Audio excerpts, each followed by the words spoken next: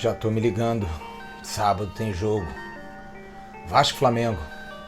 Bom dia.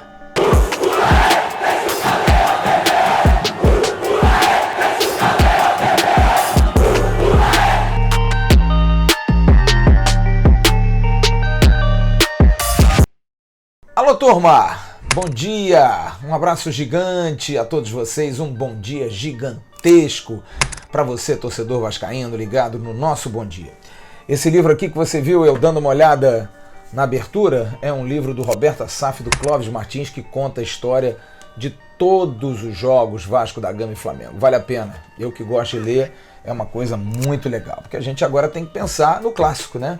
Afinal, tem jogo sábado em Brasília, Vasco e Flamengo, mais de 10 mil ingressos vendidos, a expectativa é de 60 mil torcedores. O Flamengo vem de uma vitória, o Vasco também vem de uma vitória. E olha, vai ser duro o Vanderlei Luxemburgo montar esse time, hein? Porque Marcos Júnior e Marrone estão fora, não são também esses jogadores todos, mas dentro das atuais circunstâncias não temos muitas opções. Rossi está fora, a gente já informou isso aqui no início do mês, o pessoal ficou meio que chateado, achando que a gente estava querendo like. Ninguém aqui briga por like, galera. A gente quer dar informação. Rossi, se voltar, volta no jogo com o São Paulo, mas é muito mais certo no jogo do dia 1º de setembro contra o Cruzeiro. E aí a gente está aqui mapeando opções. E a gente tem aqui algumas. E aqui é puro achismo. Marquinhos voltar no lugar do Marcos Júnior, porque ele saiu para a entrada do Marcos Júnior. E o Bruno César ser um atacante, jogando como jogou à frente, no lugar do Marrone. Uma segunda opção, o Bruno César entrar no lugar do Marcos Júnior, e aí pelo lado esquerdo poderia entrar o Thales com o Thiago Reis centralizado, o Vinícius, menino que não entrou ontem, e o Lucas Santos, que acabou entrando, seria também uma opção. Mas isso tudo também depende da situação envolvendo o Thales, né? Thales Magno foi convocado para a seleção, o Vasco entrou sexta-feira com uma representação, um ofício junto à CBF, pedindo a liberação e espera para hoje uma definição.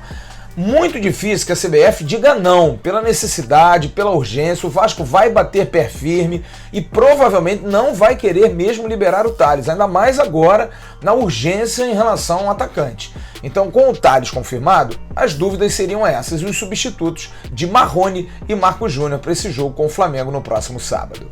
Bom, depois do jogo de ontem, o técnico Vanderlei Luxemburgo reclamou muito em relação à questão da umidade relativa do ar, que realmente deixa a boca seca, os jogadores correm menos, o cansaço vem mais rápido, jogar em Goiânia não é fácil. E agora a gente tem um local quase igual, porque Brasília é ali, lado a lado com Goiânia.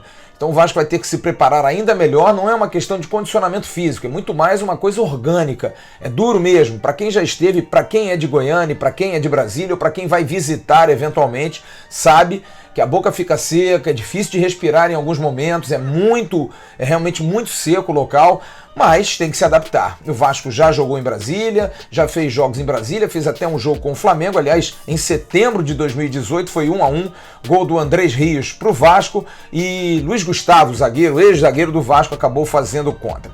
Como eu disse na abertura do Bom Dia, 10 mil ingressos já foram vendidos, expectativa de 60 mil torcedores.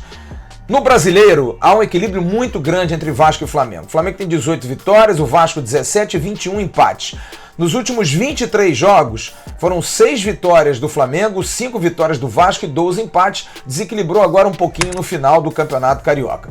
A gente não tem ainda informação se o jogo vai ser meio a meio. Eu perguntei ontem ao diretor executivo Mário André Mazzucchi, ele me disse, Flávio, a princípio meio a meio. E para o jogo de volta, Mazzucchi, se for meio a meio aqui, vai ser meio a meio no Maracanã. Tô pagando para ver, vou cobrar da direção, porque se for meio a meio e no Maracanã no jogo da volta for 90-10, é uma derrota da direção do Vasco. Ou é 90-10 em Brasília e 90-10 no Maracanã, em termos de proporção de torcida, ou meio a meio nos dois jogos. Não há o porquê dessa divisão entre as duas torcidas, que são gigantescas, principalmente em Brasília. Bom, muita gente me perguntando a respeito da situação do Valdívia, por que o Valdívia não viajou? Gente, o Valdívia não viajou porque a comissão técnica ficou muito chateada com o desempenho dele depois do jogo com o CSA. parecia que estava meio fora. E olha, Vanderlei tem dado muita moral, o preparador físico Antônio Carlos Melo tem feito trabalhos específicos, querendo ajudar, mas o Valdívia não se ajudou. Por isso, entrou numa geladeirinha, por isso o Lucas Santos acabou viajando para esse jogo que teve ontem em Goiânia. Mas o Valdívia é um jogador que, se recuperado, pode reforçar o time sim no jogo de sábado com o Flamengo, até pelas ausências, principalmente do Marrone, porque o Valdívia faz bem aquele lado esquerdo. Em relação a reforços, Arthur Cabral. Ontem o companheiro André Hernan do Sport TV, antes da transmissão de Palmeiras e Bahia, informou que o Palmeiras realmente quer emprestar o Arthur Cabral, mas para o exterior. A ideia é fazer negócio fora. Eu ontem entrei em contato umas 5 vezes com o Paulo Pitombeira. Ou ele é muito ocupado ou ele não gosta de responder mensagens. Não tenho nenhuma informação do empresário do jogador. A gente quer ouvi-lo para dar a informação concreta, mas ele não responde.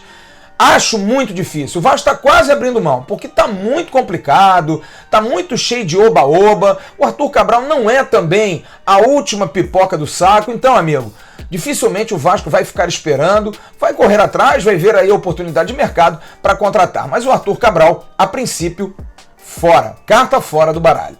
Quanto ao ato trabalhista que foi revogado e que deu ao Vasco uma condição de pagar as ações da Justiça do Trabalho que chegam até em 125 milhões de reais, eu ontem conversei finalmente com o vice-presidente jurídico do Vasco, Rogério Pérez. Ele me disse, é um avanço esse ato trabalhista para negociar essas dívidas e permite um planejamento quanto aos processos, uma vez que as execuções ficam sob controle e sem risco de penhoras indesejadas e surpreendentes.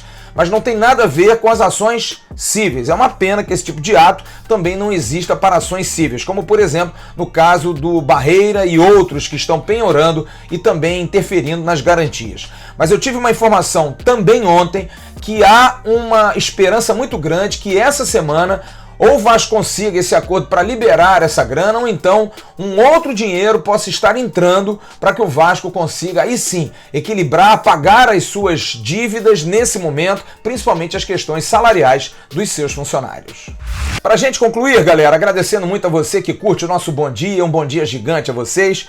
O Sub-15 do Vasco venceu o Itaboraí por 6-0, o Sub-17 venceu o mesmo Itaboraí por 3-1, e no campeonato da Taça Rio, Sub-20, o Vasco venceu o Goitacás por 4-0. Logo mais, teremos uma live muito bacana, teremos um advogado que é da Viriato, nosso parceiro, nosso patrocinador no canal, que vai explicar essas situações aí de ações trabalhistas, ações cíveis, penhoras, como é que se trabalha nisso, que é o Dr. João Lopes, que é o diretor-geral da Viriato, vai estar conosco.